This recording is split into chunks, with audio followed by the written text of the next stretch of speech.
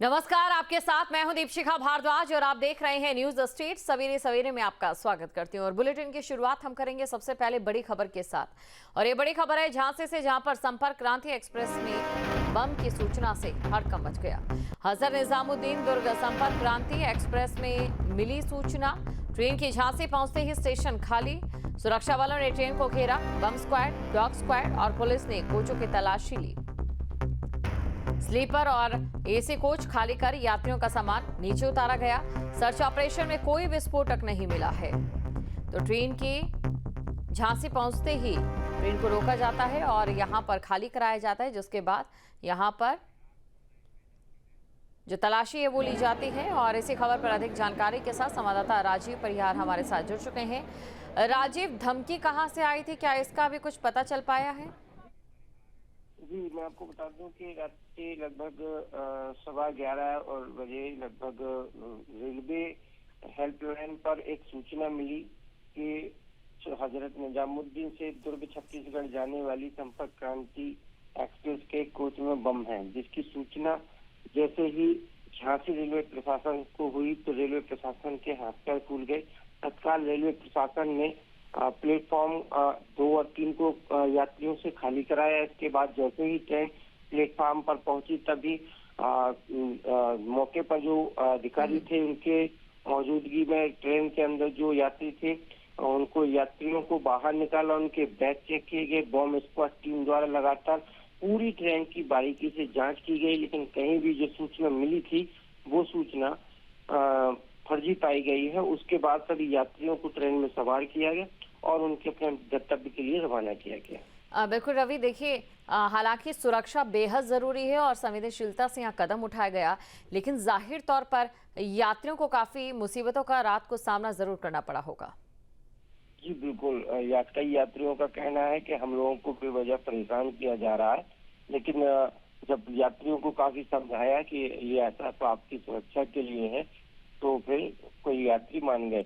लेकिन सबसे बड़ा सवाल ये है कि आखिर इस तरह की सूचनाओं पर देने वाला या इस तरह की सूचनाएं ऐसे लोगों को चिन्हित कर प्रशासन कब कार्रवाई करता है। बिल्कुल रवि, और देखिए हैरानी की बात यह है कि आए दिन इस तरीके की अब धमकियां आना, फर्जी मैसेजेस या कॉल्स आना एक नॉर्मल सी बात रह गई है। लगातार ऐसे मामले सामने आ रहे हैं। जी बिल्कुल, जिस तरीके से लगातार जो ट्रेन रेल के हादसे बढ़ रहे हैं और इस तरीके से जो ट्रेन में बम मिलने की वजह, जिस तरीके से आपको बता दें कि रात में लगभग 11:15 बजे जैसे ही झांसी रेलवे प्रशासन को बम मिलने की सूचना हुई, तत्काल पूरा प्रशासन जो सिटी मजिस्ट्रेट है प्रमोद झा वो मौके पर पहुंच गए थे।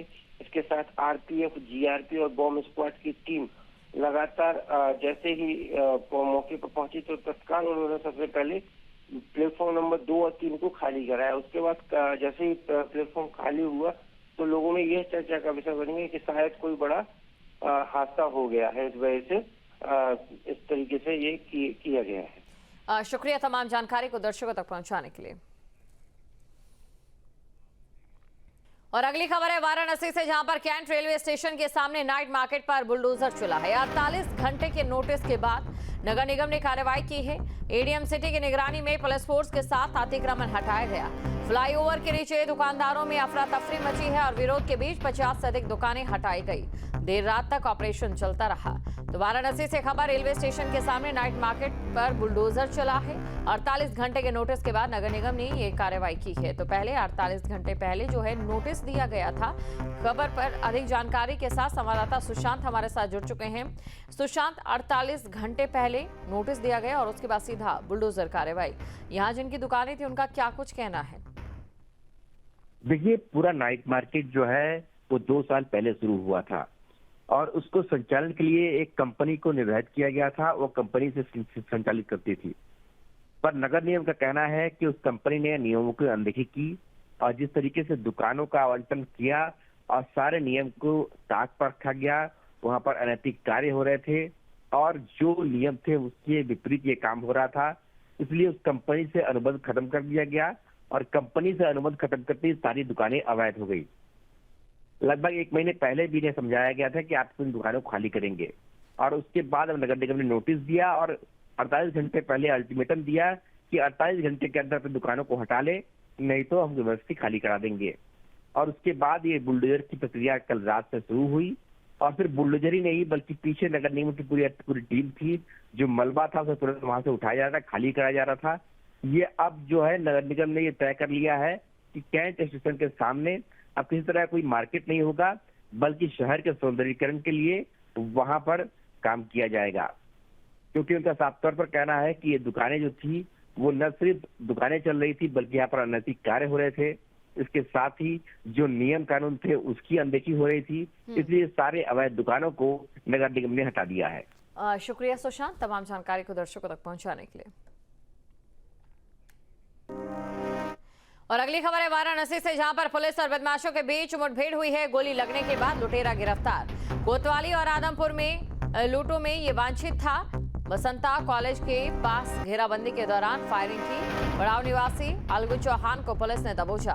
आरोपी के पास से तमंचा और लूट का सामान मिला है। वारदातों से पर्दा उठाने में पुलिस को बड़ी कामयाबी हाथ लगी है। तो गोली लगने के बाद लुटेरा गिरफ्तार कर लिया गया है। ये बड़ी खबर आपको बता रहे, तस्वीरें भी आपके सामने हैं। तो आरोपी के पास से तमंचा और लूट का सामान मिला है। पुलिस और बदमाश के बीच मुठभेड़ हुई है।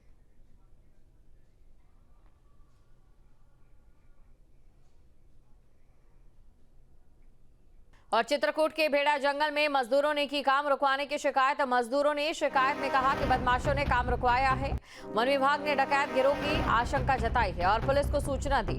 एसपी अरुण सिंह ने फोर्स और ड्रोन के साथ सर्च ऑपरेशन चलाया।